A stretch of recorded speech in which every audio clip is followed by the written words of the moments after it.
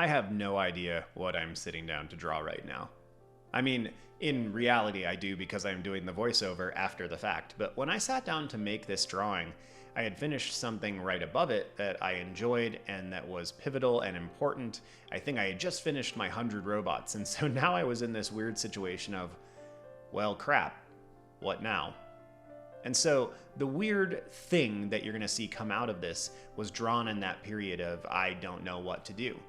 And this is something that happens to most of us, it seems. The more I talk to other artists, the more I understand that this is a common occurrence, that we frequently run into these periods of time where we just don't know what to do.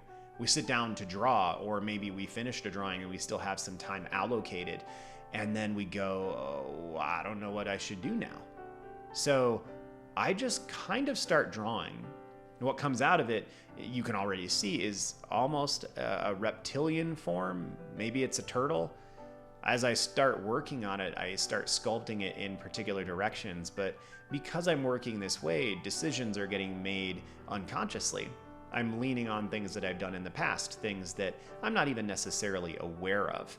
I will usually, when I draw like this, do things that I'm comfortable with. I will abstain from drawing hands, for example, because hands are stressful and difficult, and I usually use references when I work on hands. I will tend towards monsters and ugly, grotesque things because for me, they're easier, they're more comfortable to work on. And you probably do the same, right? In fact, I would love to hear in the comments below, like, what are the things that you lean on when you don't know what to work on? What are your tendencies? Do you tend to draw cute girls, anime characters, robots, mechs, tanks, airplanes? I would love to hear about it below because it's one of those really unique and interesting aspects of being an artist. We all seem to just fall into whatever it is we do. This is the same for musicians as well, I noted. If I got to a point in a particular performance where a solo popped up out of nowhere, whether I was just ad-libbing and improvising with some friends, or even if I was in an actual performance and we just had a specific amount of measures dedicated to a solo, I would always tend towards the same kind of things because they were comfortable. It's amazing what you can do when you prep ahead of time, when you put in your work. But it's also interesting to see what you'll do when you have no preparation. You know, the difference between the Batman and the Superman in that capacity, perhaps. But this is an interesting thing to process because what I am capable of drawing when I prep, when I use references, when I look things up, when I practice, when I build my compositions, those drawings are so much better than the drawings that I just wing it on. Have you run into this as well? Has this been something that you've noticed, or do you always do only one or the other? This is something I ran into a lot with my students, that most of them did one of those two. They either never used references or they used references on everything. And that seems a little polarizing, but honestly, that's just what I observed over the 11 years working with middle and high school students. And it was really interesting to see what happened when you got a kid who always used references and they decided to draw from imagination. They would always surprise themselves with how much they knew because they thought they needed those references. And they probably did when they began, but as they progressed, they got to a point where it's like, I don't need to look up a reference for a face. I've drawn that particular side of a person's face so many hundreds of times that I can just do it now. The other side is also really intriguing. People that only draw from imagination, only draw without reference, when they finally sit down and use a reference, they're often blown away at how much they can accomplish. I certainly tend that way when I'm trying to draw for myself.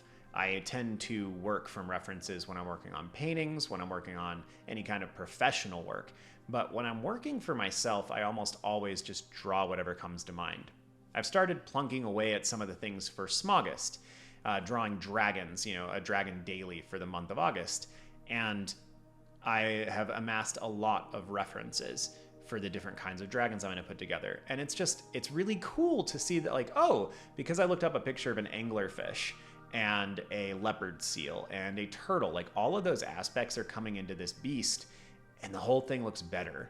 And that's really cool. I love seeing those things come together. I wish I could trick myself into doing that all the time because maybe it's the amount of work, maybe it's the connotation, maybe it's still some stubbornness or arrogance in me, but I push against it. even though I know it's good, even though I taught it for a long time and taught people that it was okay and talk about it here on the channel, there's still something innate in me that doesn't want to do it. Maybe it's just as simple as it takes time, and I don't, when I'm ready to draw, I don't want to sit there and look up a bunch of references. Which is part of the reason why nowadays, when I do large projects, I will amass all the references at a time where I don't particularly feel like making art. But then I'll put them in a folder, generally in the cloud, so I can access it from my phone, my iPad, or my computer. Because I don't do all my work at home. In fact, right now, I am at my parents' house because we were evacuated from our home because there's wildfires near our house. So I'm actually recording in a totally different place. Just had a double-bladed helicopter, a Chinook, fly past a few minutes ago and had to shut off my recording. There are jet skis going around in the lake that's nearby here, and I heard a police siren. These are things that I hear in other people's videos, but I live in the country, so like none of that ever happens. I'm more likely to have a dog bark or a chicken crow in the background. But it's just interesting. Like things are different right now. And so because I'm in this different space, like I'm really happy that I have things in the cloud. I'm really happy that I chose for my most recent computer to get a laptop because it's portable and I'm able to sit here in this beautiful location, and very, very thankful that my parents have the space and that they're the kind of people who would let us just come crash here for a couple days, because it's a heck of a lot cheaper than a hotel, which is where some of my friends who had to evacuate are staying. But it's a really important thing to use references, to use material, to use all the tools that you have access to if your goal is to make something that is really proficient. And proficient is not even really the right word. Like if you want something that's more accurate, realistic, detailed than what you are capable of doing from imagination, it is not a sin. There is nothing wrong with looking up a reference. If I had stopped in the middle of this drawing and looked up a couple references for how the turtle shell worked or how turtle eyes worked, this drawing would have turned out better. Is the drawing bad? No, but it's certainly not the best kind of work that I could put together. And that's often what happens when I sit down and have no idea what I'm drawing. And maybe you run into that too. But there's nothing wrong with it either. Like this was a drawing because I needed to sit down and draw, because I had the time, I was ready, the supplies were there, I had some downtime maybe. Sometimes that's fine. Not every drawing has to be spectacular. Not every drawing has to be anything other than, it was just fun to sit here and put this together. Fortunately, I record enough of the content that I make here and show on the channel that, like, if I have a drawing that turns out really poorly, like, I just don't put it out there. There are drawings that I do that turn out poorly that I do put out there because I want it to be one of those encouraging things for people that they can understand that not every drawing turns out the way you want it to. This one certainly didn't turn out the way that I wanted to, but it's fine. It wasn't like I had a grandiose goal for it, and it's kind of a weird, funny turtle guy that's kind of intriguing. The tongue is very strange to me. Like the more I look at it as I'm recording over this, the tongue is kind of creepy. I wish I would have done it more like siphon. Like if I could have found a way to make the tongue feel as if it's a straw, that would be really intriguing. Imagine how weird that would be to have a tongue that you like plunged into a watermelon and you like sucked up all the juices. That's really creepy. It's like a human-sized mosquito or something. That would be really interesting, but like nobody would want to hang out with that guy, I don't think. So I guess all of this to say that there's a really big benefit to utilizing materials and references and tools and things like that to help you when you need them. And then it's also just fine to like have a drawing session like this. Like this is not a profound art talk today. This is my rambles about a turtle thing that I drew when I didn't have any particular goal in mind. Actually, that eye looks all right. But this is a fun thing that I did, and that's fine. That's okay too. So I guess that's kind of the point, if there is any point here at all, is just that be careful to confine yourself too much to a certain kind of artistic process. To tell yourself that like, I don't work with references, or I always need them, I'm not good enough at working from my imagination. Like, no. You probably don't have an accurate idea of what you are as an artist anyway. Like humans are terrible at ascertaining those kind of things, and maybe artists are worse. Working with so many artists for so many years, it was very, very rare that I would run into one who had like an accurate pin on where their skill level was.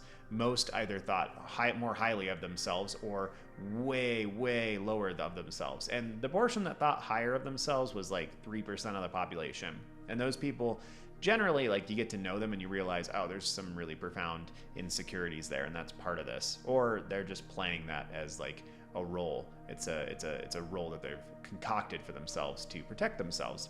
We are not always very good at telling how skilled we are, how talented, if you want to use that word, we are as artists. So you probably don't know whether you can work without references. And you probably don't know how much of a benefit references will be for you if you haven't strayed from those areas. So I'd just encourage you, whatever your normal is, get out of it and try the other thing. You'd be surprised at either how much fun it is or how much it improves your work.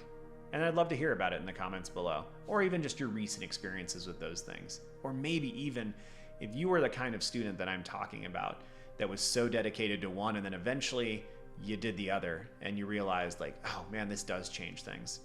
And, you know, if I'm totally wrong, let me know too, because, you know, I'm human. I make mistakes. Often. Well, as always, thank you for your time. I appreciate you being here and listening. I love hearing from you in the comments, and I have the ability to go through and look at every single one of them right now, which is a lovely thing. If you're looking to join an artistic community, check out the Discord link below. And thank you to Patron Who, What, Where, When for your continued support, and to the other patrons as well. If you want to check out the Patreon, it would be an awesome way to support me here at the channel. It does give you access to scripts and outlines ahead of time, as well as polls that will allow you to push the direction of what I'm doing here on the channel. I love getting feedback like that because it feels like I'm making a video to answer one person's specific question, and that's a lot of fun. Well, have a good one, y'all. See you soon.